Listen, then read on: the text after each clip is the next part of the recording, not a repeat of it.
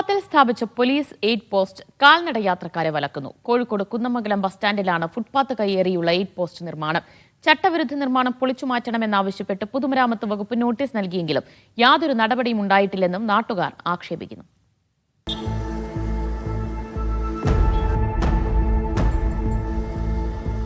ഈ കാണുന്നതാണ് കോഴിക്കോട് കുന്നമംഗലം ബസ് സ്റ്റാൻഡിലെ പോലീസ് എയ്ഡ് പോസ്റ്റ്.